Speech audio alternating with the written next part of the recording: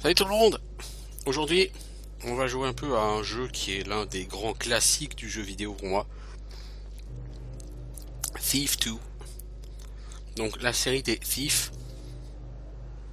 c'est pour moi la franchise des jeux d'infiltration. Alors évidemment, il y en a d'autres dans l'histoire des jeux d'infiltration, mais des aussi réussis que celui-ci. Non, déjà le premier Thief était très bien, même si assez rapidement il tournait à la chasse aux zombies et au Burrick, des espèces de bestioles un peu énormes. Et face à ces ennemis-là, bah du coup, le côté infiltration passait un peu à l'as. Et sur Thief 2, on va beaucoup plus se recentrer sur des êtres humains et des robots. Sauf qu'avec les robots, l'infiltration peut fonctionner parce qu'ils ont des routines comme les gardes humains et vous pouvez les attaquer dans le dos en leur tirant des flèches à eau dans le moteur qui est dans leur dos et ça permet de les désactiver. Donc il y a la possibilité de faire des frappes euh, discrètes pour désactiver ces patrouilles. Alors, Thief concrètement, qu'est-ce que c'est? Bah c'est un... à la base ça ressemble un peu à un FPS. Euh, Sauf que le but c'est pas d'affronter les gens, c'est même d'éviter d'affronter les gens parce que en baston votre personnage n'est pas exceptionnellement fort. Donc sur Thief, il va falloir jouer avec une jauge de lumière. Alors ce sont des jeux qui sont sortis à la fin des années 90, donc au niveau graphique, ça va un peu piquer les yeux, je vous le dis tout de suite. Ce sont également des jeux très très très sombres, alors vraiment très sombres. Donc il y a certains endroits où vous distinguerez pas forcément grand chose quand on sera dans l'obscurité, par exemple au tout début de la première mission. Donc on va attaquer. Alors là c'est la version anglaise. Pourquoi? Parce que j'ai aussi la version française que j'avais en CD. Mais le problème c'est que quand je lance la version française, Loilo n'arrive pas à l'enregistrer, OBS non plus, ça fait des textures archi dégueulasses. Par contre quand je lance cette version là qui est une version GOG comme très souvent, là ça marche. Donc cherchez pas, certainement un patch quelconque.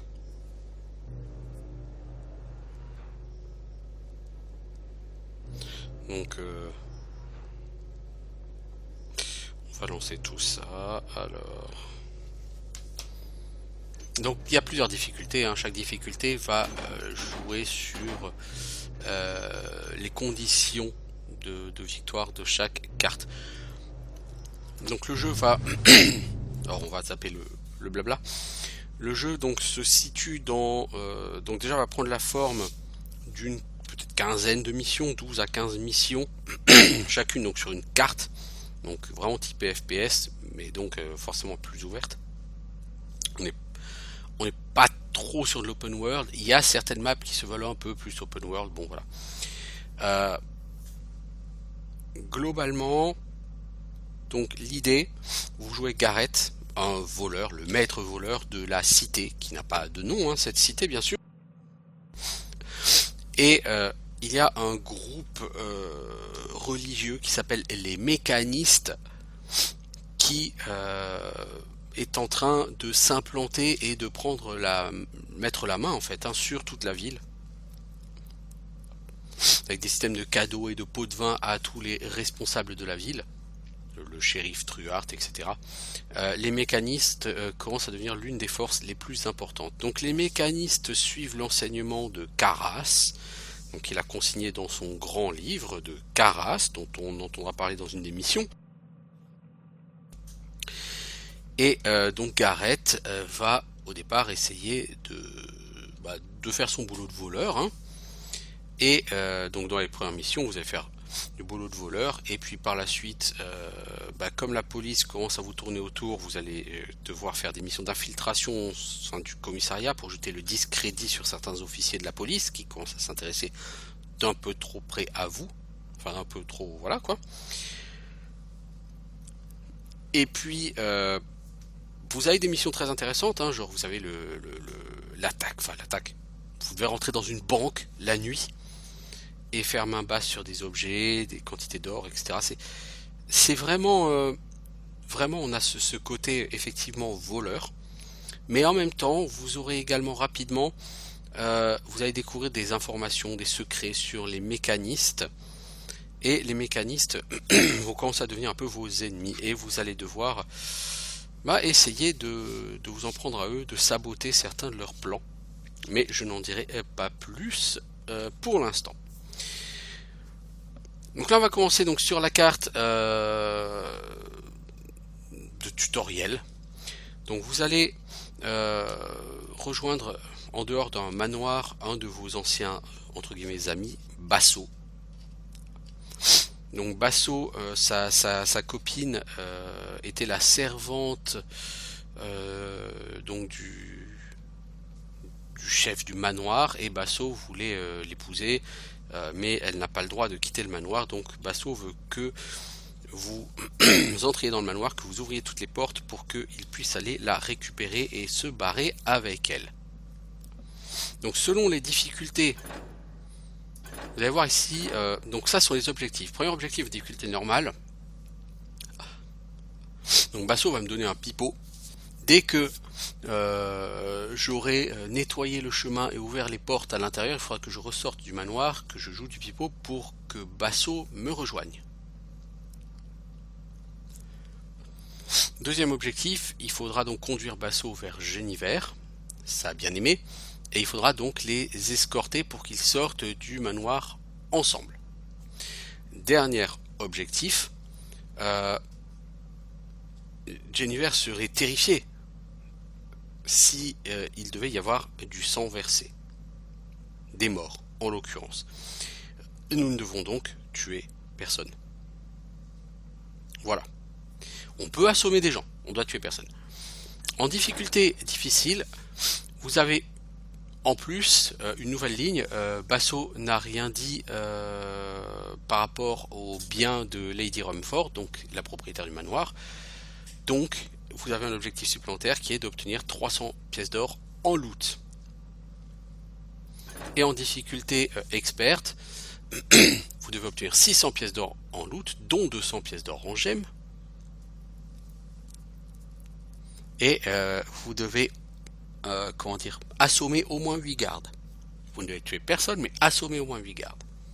Donc on va jouer en mode normal, parce que le principe c'est juste de montrer un peu le gameplay. Hein. Donc là vous voyez rien. C'est normal, certaines missions où c'est vraiment très très sombre.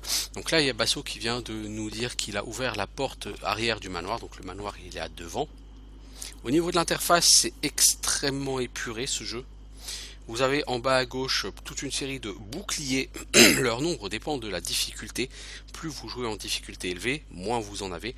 Ces boucliers sont vos points de vie. En bas au centre, vous avez ce qu'on appelle la gemme de lumière. Plus cet indicateur est sombre, mieux vous êtes caché dans l'obscurité. Quand l'indicateur est sombre, personne ne vous voit, personne ne vous entend. Quand il est clairement jaune, tout le monde voit, tout le monde vous entend. Donc vous allez vous faire gauler. Et si vous faites gauler, vous faites taper dessus. Et au combat, en général, vous n'êtes pas un cador. Alors, vous pouvez utiliser diverses armes. Donc on est en FPS, hein, donc il y a l'épée. L'épée, c'est l'arme qui fait des dégâts si vous voulez tuer des gardes au corps à corps. Vous avez la matraque, qui elle fait quasiment pas de dégâts, elle fait très peu de dégâts. Vous pouvez tuer quelqu'un à la matraque, hein, mais il faut y aller. Hein. L'intérêt c'est que si vous êtes dans le dos de votre adversaire et que votre adversaire ne vous a pas vu venir, vous le frappez, il tombe par terre assommé.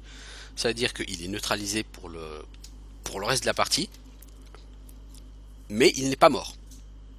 Ça c'est important puisque certains objectifs de mission ne veulent pas qu'il y ait de mort. Un garde, quand vous le tuez, ça laisse du sang au sol et le garde pousse un râle d'agonie extrêmement fort, ce qui peut attirer beaucoup d'autres gardes, ou d'autres gardes, tout simplement. Un garde, quand vous l'assommez, ça laisse pas de traces au sol et il fait pas de bruit. Par contre, vous avez le cadavre par terre, donc le corps par terre, il faut quand même le ramasser et aller le cacher. Donc la Blackjack sera votre meilleur ami. Ensuite, vous avez les flèches. Donc en position 4, les flèches à eau. Donc ce sont des flèches avec des bombes à eau au bout. Hein. L'idée c'est d'éteindre les torches. les flèches à eau. Et donc vous pouvez les tirer aussi dans le dos des robots, mais bon là les robots on va pas avoir affaire à eux. En 5 vous avez les flèches à feu si je ne m'abuse, après vous avez les flèches à liane, les flèches à mousse, etc. Bon tout ça on n'en a pas. Nous on est notre bon vieux Garrett, donc avec en l'occurrence on peut sortir la matraque.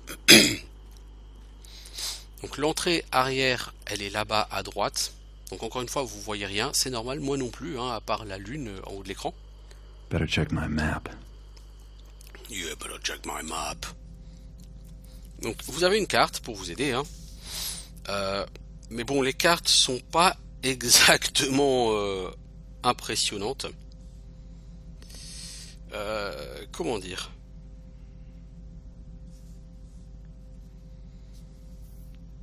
Là, donc vous avez la carte globale du niveau, de l'étage. En bleu, les parties où vous avez déjà été. En jaune, la partie de la carte dans laquelle vous êtes. Ça vous dit pas forcément grand chose. Soyons clairs. Donc là, en fait, on est en train de longer la maison. Et au bout, on descendra. Alors sur cette carte, en rouge, il y a le chemin à suivre qui est indiqué. C'est normal, c'est une carte de tutoriel.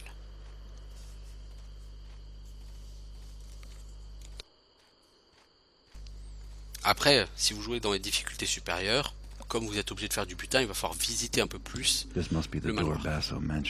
Donc comme vous voyez au niveau graphique, c'est pas extraordinairement beau. Donc là, on va ouvrir la porte. Clic droit. Alors ici, j'avance doucement sur le bois. Pourquoi? Parce que là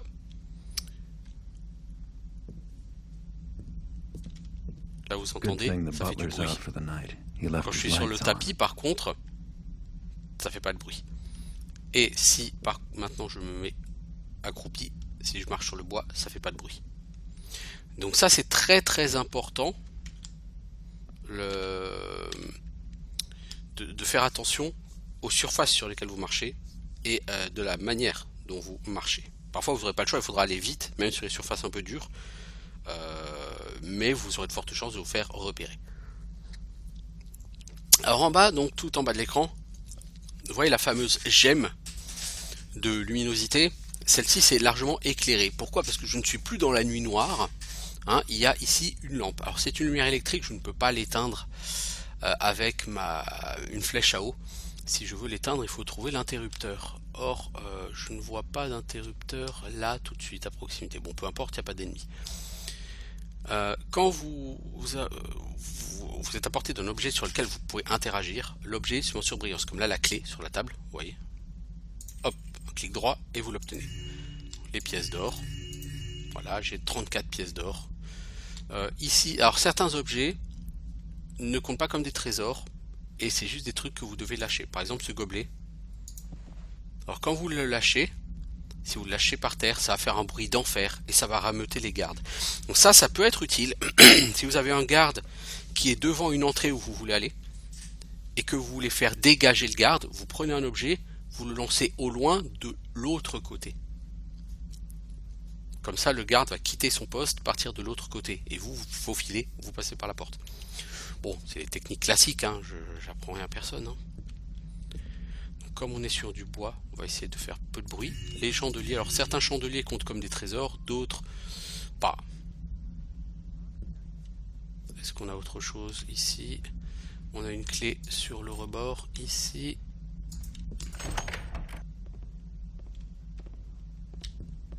Alors, donc ça, c'est pour aller à l'étage. Je ne suis pas censé aller à l'étage en mode normal. L'étage, c'est pour faire du loot supplémentaire. Par contre, ce que je vais faire, c'est des sauvegardes. Parce que sur ce jeu-là, des sauvegardes, il en faut beaucoup. Alors, la porte est fermée à clé, normalement. Pour l'utiliser, je sélectionne la clé et je clique sur la porte. Alors, là... Comme qui dirait, ce couloir c'est un peu sombre. Étant donné que je ne sais pas exactement ce qu'il y a de l'autre côté,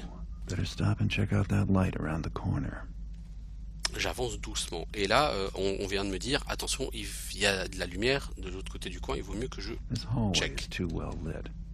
Oh. Alors vous pouvez vous pencher hein, pour mieux voir. Et on entend des gens là juste derrière, donc très probablement derrière la vitre à côté de la torche, il y a du monde. Donc ce que je vais faire, c'est que je vais équiper une flèche à eau.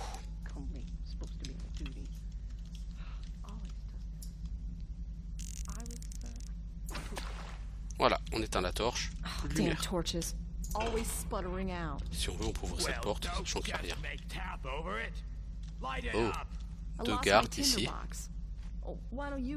Les gardes sont en train de se battre parce que la torche elle s'est éteinte, mais qu'aucun d'entre eux n'a son briquet. Donc aucun d'entre eux ne peut la rallumer. Bon bah voilà, tant pis, ils vont le laisser éteindre. Alors, ce coffre, il y avait genre 5 pièces d'or, c'est pas énorme. Là il y a un jeu de cartes, si vous le prenez, il faut le jeter par terre parce que c'est pas du trésor.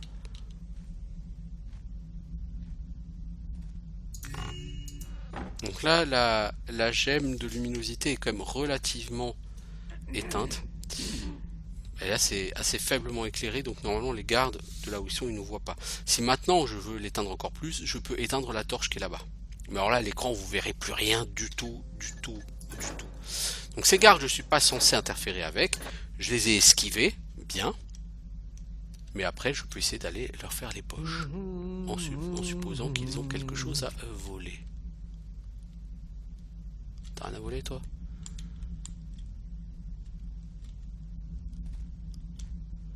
Toi, t'as rien à voler non plus. Putain, vous craignez, les gars.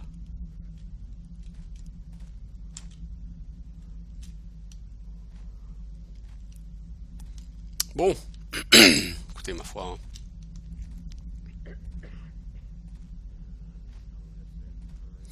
Donc voilà un garde qui ne regarde pas dans notre direction. Another guard up ahead. Time to knock him out while his back is turned. Donc on va aller l'assommer. Donc on approche. Là il ne nous entend pas parce que on est derrière lui. On en profite pour piquer sa bourse. Un coup, il tombe. Ça fait pas de bruit, ça laisse pas de traces. Par contre il y a le corps par terre. Donc il faut prendre le corps. Il faut aller le cacher. Donc on va le cacher dans cette salle. Idéalement, il faut le cacher là où aucune patrouille ne le verra. Donc soit sur un endroit où aucune patrouille ne se promène, cette salle par exemple, soit tout simplement dans l'ombre. Voilà. On peut donc continuer. On avance très doucement. Alors sur notre carte, on est ici dans la storeroom. On voit qu'à un moment donné, il faudra tourner à droite vers la cuisine. Alors où est la porte de droite? Elle est là. Donc là le sol est en pierre, donc c'est très très bruyant. Si vous ne passez pas ici en mode marche ou en mode comment dire, en mode furtif, vous risquez d'attirer l'attention des gardes. Donc là il y a une bourse, on la prend. Il y a du vin, on le prend, hein. Donc on a déjà 280 pièces d'or. Rappelons qu'en mode de difficulté difficile, vous êtes censé avoir 300 pièces d'or de butin. Donc j'ai quasiment le butin nécessaire pour la difficulté difficile. Alors que pourtant je ne fais que suivre le chemin, hein, donc c'est pas vraiment très difficile. Donc là on avance, on arrive dans une autre salle. Donc on est dans l'autre storeroom ici, et derrière le mur là à gauche, il y a des gardes. C'est pour ça qu'on fait le tour. Donc là il y a des caisses, on peut les prendre et les jeter. Ici il y a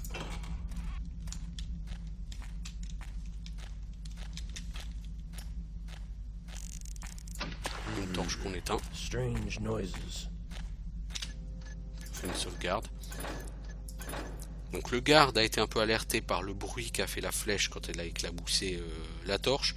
Mais c'est léger quoi, hein. Donc le garde ne va pas...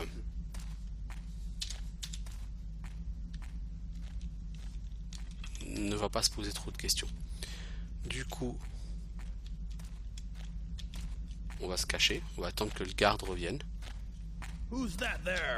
Merde, il m'a vu. Très mauvais plan. J'essaie de me planquer.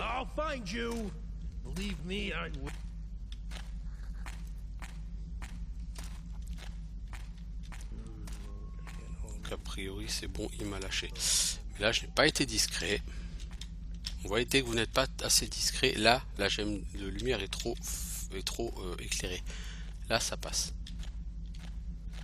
Donc il faut que je reste ici jusqu'à ce que le garde revienne. Après je passe dans son dos.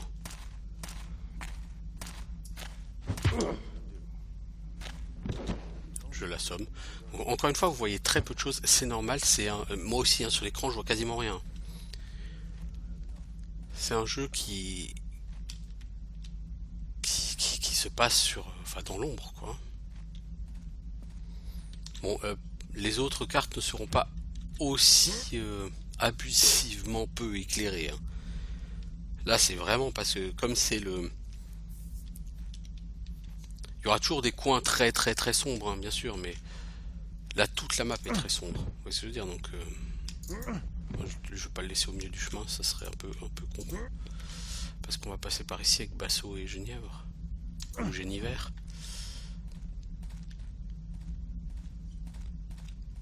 Ok. Sachez que lorsque c'est trop sombre, il y a des torches artificielles que vous pouvez utiliser. Ça peut être pratique. Alors ici on a un couloir qui n'est pas le couloir où on est censé aller. Hein, on est dans le quartier des serviteurs.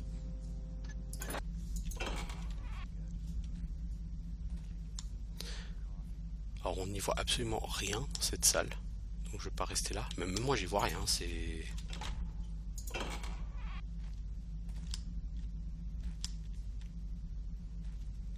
Je sais même pas s'il y a quelque chose à trouver dans ces quartiers des serviteurs.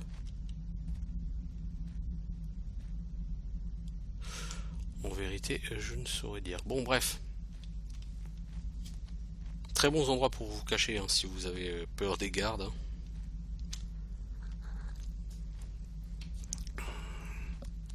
Donc nous on est censé aller à droite. Là-bas au bout on voit un semblant de lumière. Donc là à gauche il y a un poste de garde qu'on va gentiment éviter. Et à droite il y a le couloir dans lequel est retenue prisonnière, donc Jennifer, si je ne m'abuse, dans la salle qui est là. Well, that's her door. Guess Basso can open it. He's not much of a sneak, but he can sure handle a lock. Ok, donc j'ai nettoyé le chemin vers la chambre de Jennifer. Donc maintenant je dois ressortir, utiliser le pipeau, voilà, le bird call là, la peau que m'a donné Basso. Et après il faudra que j'escorte Basso jusqu'ici, il ouvrira la porte de la chambre de Jennifer. Puis ils se retrouveront et je devrais les escorter jusqu'à la sortie. Vous entendez, il y a du bruit quand je marche. C'est jamais bon de faire trop de bruit sur ce jeu. Bon, parfois vous pouvez quand il n'y a pas de garde aux alentours, ce qui est relativement le cas de ce scénario. C'est un scénario très simple, les gardes vous entendent pas très loin et ils sont pas très nombreux. Voilà, là on repasse devant l'endroit où j'avais éteint la torche, la fameuse fenêtre où il y a les deux gardes. Salut les gardes! Vous regardez un mur dans l'obscurité? C'est super fun, dites-moi.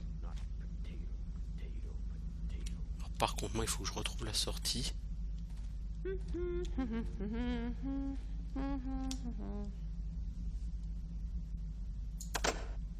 Je sais plus du tout où je suis.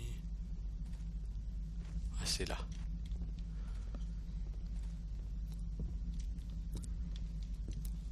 Cette carte est vraiment particulièrement sombre. Ok, donc on sélectionne le bird call, on va sortir, on va se mettre à portée de Basso. On n'est pas encore à portée de Basso.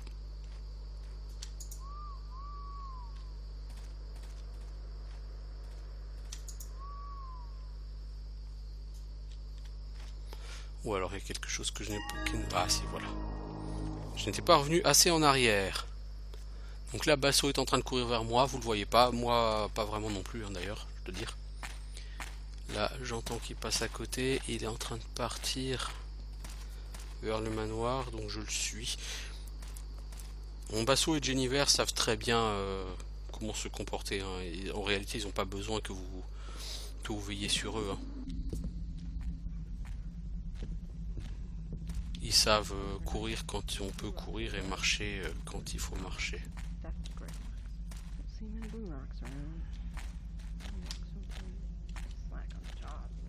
Oui, Basso il s'est mis à marcher et puis d'un seul coup il se met à courir parce qu'il est suffisamment loin des gardes pour que ça ne dérange pas.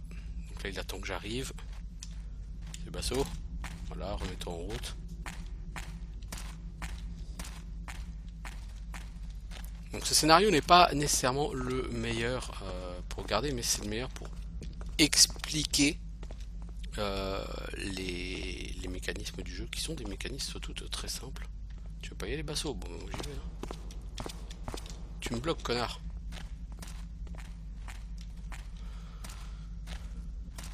Le deuxième scénario est l'un de mes préférés du jeu. Il est long, il est complexe.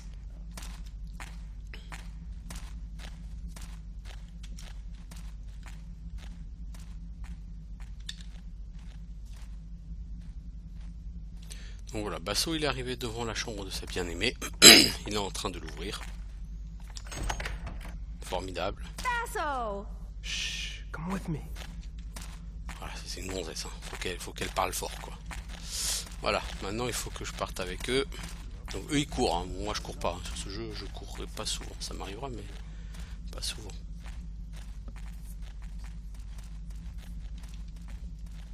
Courir sur un jeu d'infiltration comme ça, où vous devez être discret, c'est rarement une bonne option.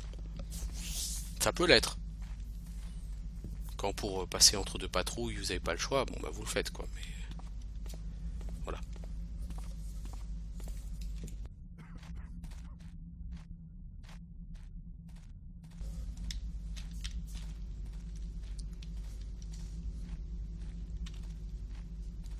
Eux ils sont certainement déjà sortis, hein, ou presque.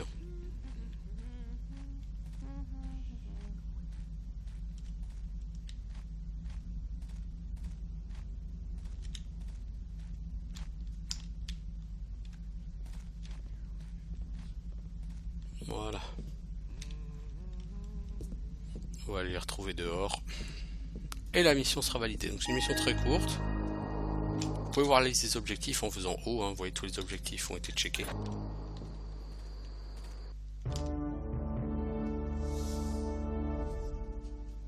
Et vous avez un petit brief après avec les stats si vous voulez. Donc avec le temps total, à 18 minutes 30. Bon évidemment j'ai pris mon temps. Hein. Le loot, il y avait 1205 pièces d'or de loot disponibles, j'en ai récupéré 280. J'ai volé un objet, donc une bourse sur un garde. Il y avait 9 objets volables sur des personnes. Backstab, c'est tu prends ton épée et tu assassines quelqu'un d'une frappe dans le dos. Je ne l'ai fait sur personne, je ne dois tuer personne. KO 2. Dégâts infligés 2, bah oui, puisque un coup de massue fait 1 point de dégâts. Dégâts subis 0. Soins utilisés 0. Innocent tué aucun. Autre personne tuée 0. Donc pas de garde tué. Secret trouvé 0 sur 3. Oui, car il y a généralement, enfin surtout au niveau, vous avez des interrupteurs secrets, des trucs comme ça. Pour pouvoir faire un petit peu de loot en plus ou pour votre satisfaction personnelle. Donc là c'était juste la première mission, donc on va pas faire la deuxième mission. Pourquoi? Parce que en fait sur la VO il faudrait d'abord que j'arrive à trifouiller quand même la gamma si je voulais vraiment faire un let's play ou quelque chose de plus démonstratif. Là le but c'était juste de parler de ce jeu Thief 2. Le premier était excellent, le deuxième pour moi c'est le meilleur, le troisième Deadly Shadows pas mal, il est sorti quelques années plus tard, il est pas mal, il est sorti en 2003 je crois. C'est pas le meilleur mais il a de bonnes choses, il est un peu plus scripté, peut-être plus scénarisé. Il se veut dans une espèce de monde plus ouvert, puisqu'entre chaque mission vous allez être dans la ville et vous allez devoir aller vendre vos loots, parce que les loots enfin vous n'arrivez pas directement sur l'écran d'achat comme sur Thief 2, donc il faut aller voir le receleur, etc. Deadly Shadows est pas mal, mais et puis après bon, vous avez le reboot d'il y a quoi, 2-3 ans, donc je parlerai pas trop parce que voilà quoi, j'ai pas trouvé qu'il avait un intérêt quelconque.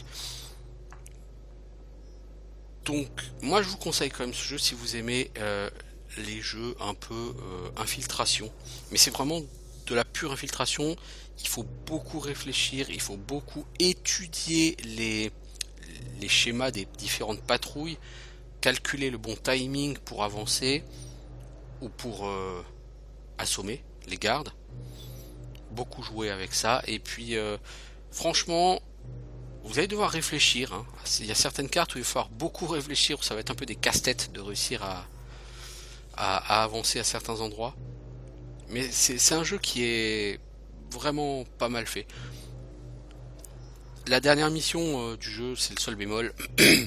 Je trouve que si vous n'avez pas de walkthrough, elle est particulièrement difficile. Déjà, il faut comprendre ce qu'il faut faire, et après, il faut réussir à le faire, et c'est extrêmement compliqué. Donc, de manière générale, les missions durent de quelques minutes pour certaines, on va dire, allez, 20-30 minutes pour certaines missions.